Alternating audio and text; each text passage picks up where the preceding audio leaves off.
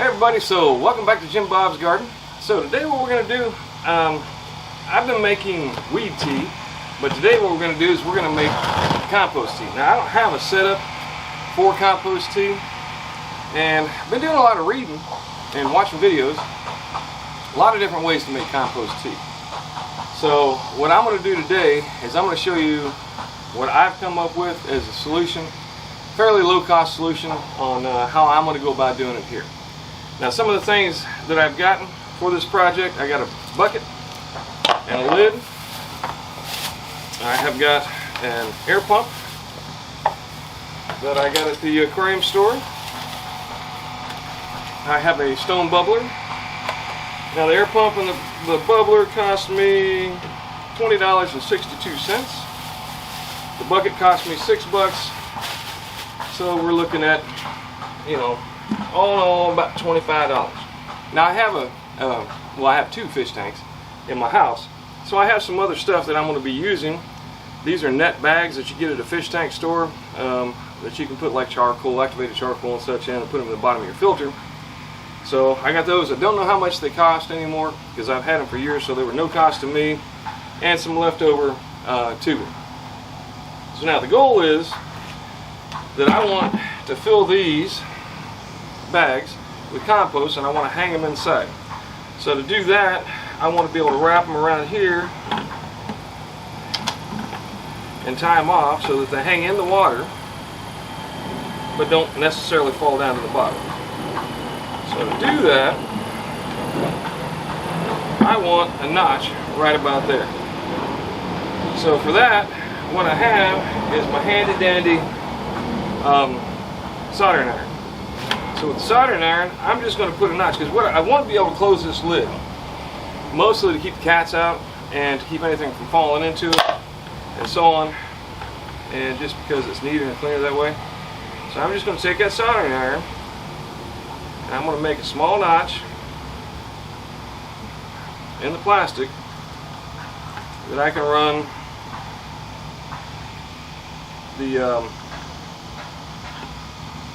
the strings for my bags through.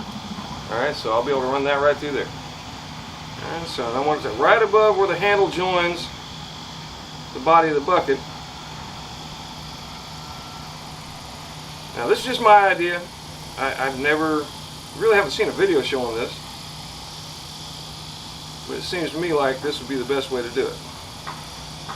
Alright, so I got that. And then what I want, with my bucket lid on, I'm going to want a hole big enough to run my tubing through. Because the goal is going to be to have this sit on top of there, and I can just plug it in someplace and let the bucket go. Alright, so I need at least one hole big enough for the tubing. So I'm going to put a hole about like there.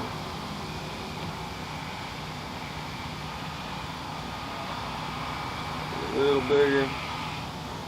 I'm just going to keep wallering it out until I got a big enough hole to run the tubing through. There you go, just like so.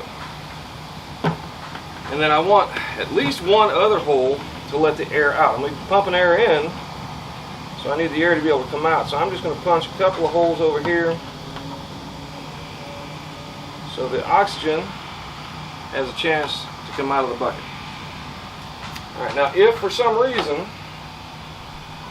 that's not enough, I can always come back and put more holes in. Alright, so with that in mind, let's test out our theory here.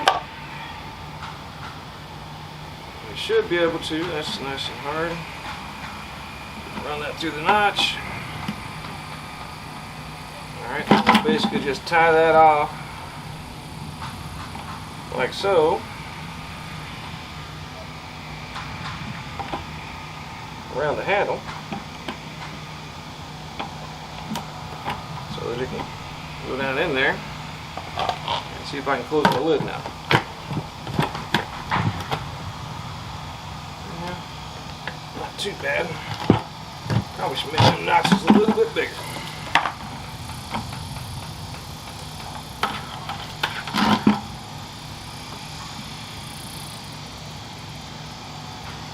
Now you can also do this with a file or with a drill bit, but it just seems to me like it's a lot easier to do it with a soldering iron. A little messier maybe.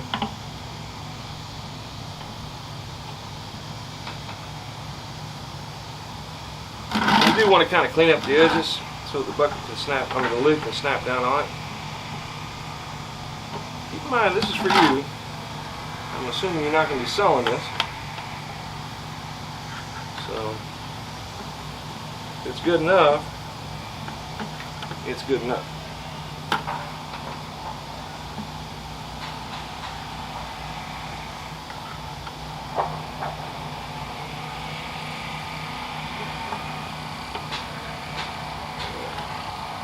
Let's try that. All right.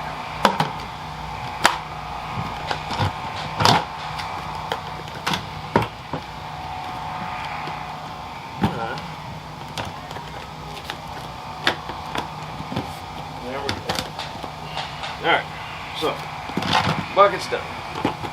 Now I don't know that you have to keep this sealed, but I want to try and keep stuff from coming out of it, or going into it, other than the compost that I'm trying to put into it.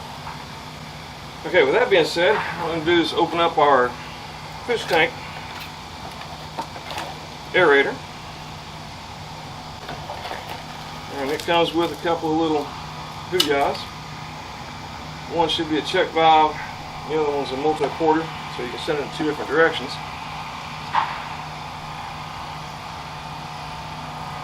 And this was the smallest and cheapest, basically, bubbler that I could find, or air pump that I could find at the fish store. It was like, I think it was like 16 bucks, and I think this was 4. Alright. So now the goal is going to be take this, run it through there to the lid.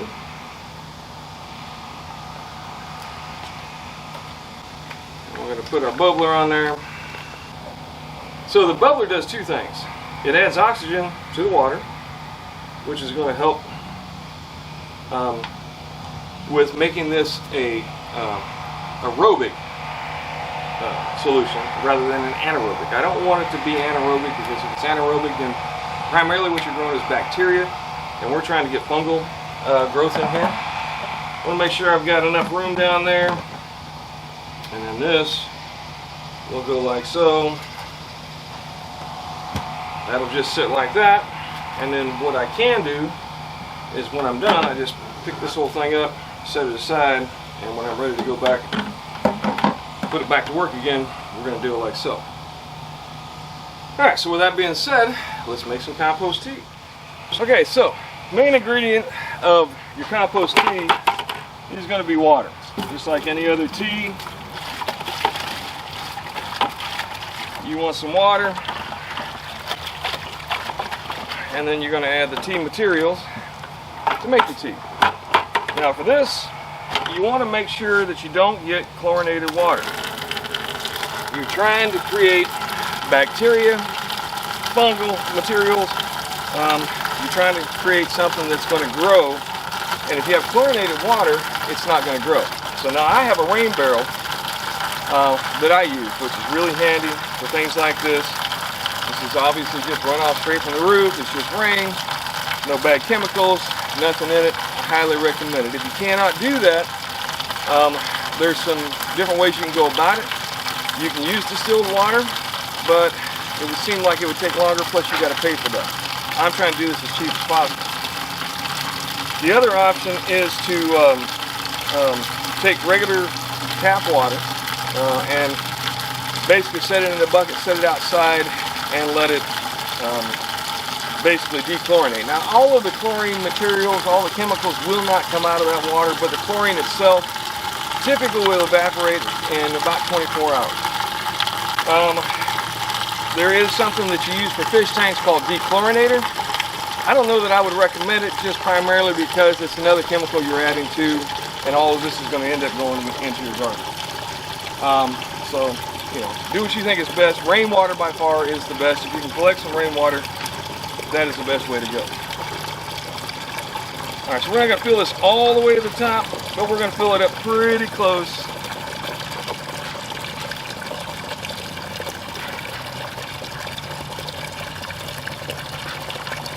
Pretty close to the top. The more of this I get brewing, the better it is. But the other side of it is, if I have too much and I got the bubbles rolling, it could cause it to overflow, which I don't really want.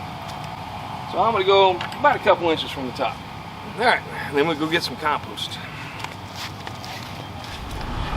All right, so we want a couple of bags of compost.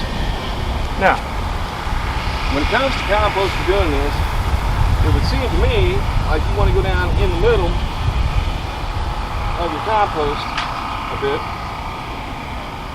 and get the stuff that is nice and warm. So, I mean, the warmer compost is where you got the most bacterial growth, where you got actual bacteria and fungus growing. So I'm going to dig down deep in here and grab some. And we're just going to fill these bags.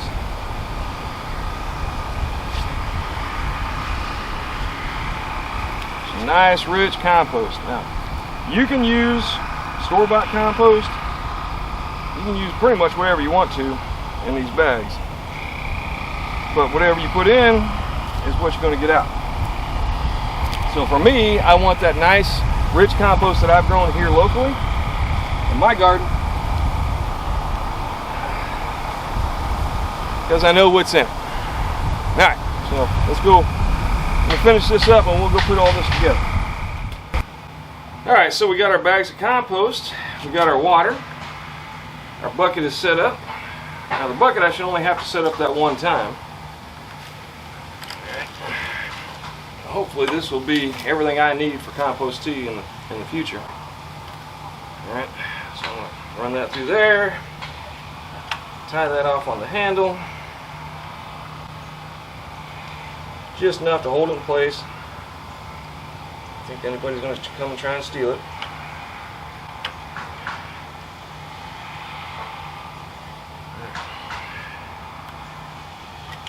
Hold. That should be fine.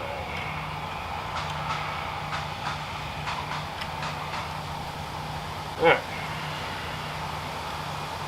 This side here, same thing. Now you do kind of want to make sure that lid goes closed. You don't want too much, well, I don't think it really matters, but I don't want too much of the materials to go into the compost, because then I'm going to have to filter it out again somehow. Alright, and then what we're going to do from there is take our setup here, run our stone down the middle, like so.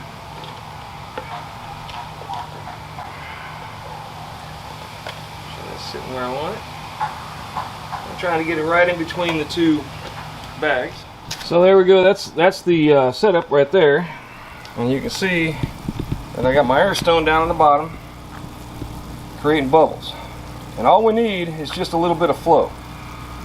Alright, doesn't need to be a lot, and it's hard to see with the camera because of the way the sun's shining, but it does in fact have already started getting darker, and it's starting to make tea. Alright, so just going to put that back on there. Alright, so now let's talk about other ingredients you can add.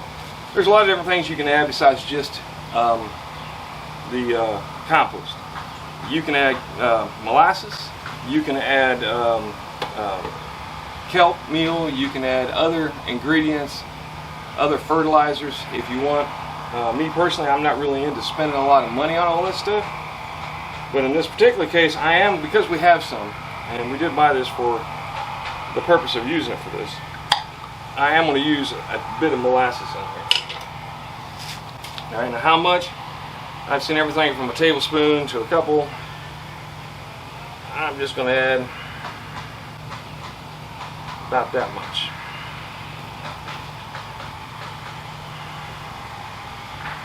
Now, I watched the thing from Elaine Ingram, who is one of the experts on the matter.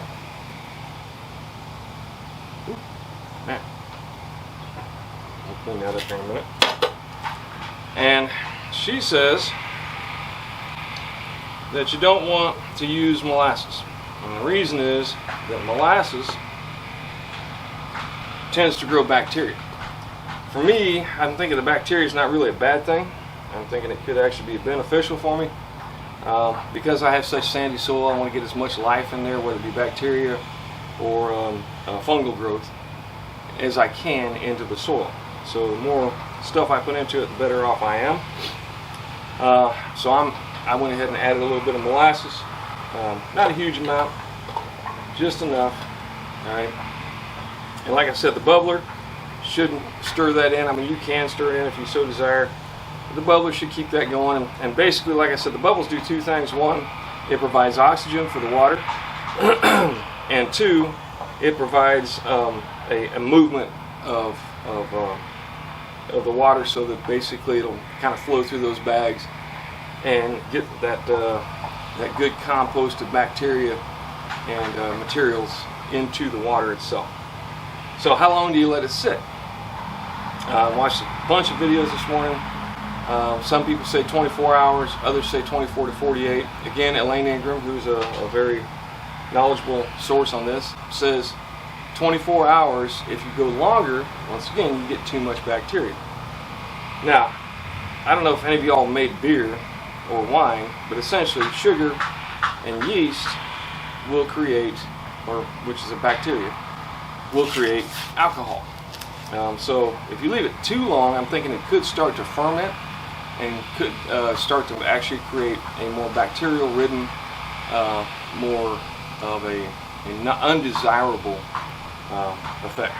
So for me, I'm just going to let it go 24, 48, depending on the weather. As you can see, it's kind of cloudy out. It's still looking like it's going to rain. So I don't want to put this down necessarily when it's going to rain. So that's another thing to keep in mind when you're making this stuff. You want that bacteria to not only get into the soil and spread, but you also want that bacteria to be able to multiply and in the areas where you have your plants at. So if I put it down right before rain, it's just going to wash it right through my sandy soil and it's going to go out the bottom. So I'm going to make sure that I do this on a day where I don't think I'm going to get a lot of rain. I believe tomorrow and the next day should be better weather for putting this in. This is why I made it today. But that is how I made the setup for making compost tea. And this is how I'm going about making the compost tea. And I'll show you how I go about using it, hopefully sometime tomorrow or the next day. Alright, so thanks once again for stopping by.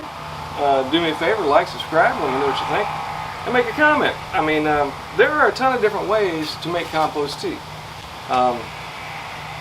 This, for me, cost me less than $30. Alright, and this is something I'll be able to use over and over and over again. Should be something that I will continue to do more in the future, because it allows me to create fertilizer for nothing. I mean, it's free. It doesn't cost me nothing other than the original setup. It's just going to be made from my own compost. Well, like I said, thanks for stopping by. Do me a favor, like and subscribe. Let me know what you think, and tell me, how do you go about making yours? You know, what differences do you have in it, and what do you put in it? Alright, but either way, thanks again, and y'all grow something. Maybe make some compost tea to make it grow even better. Alright, take care now.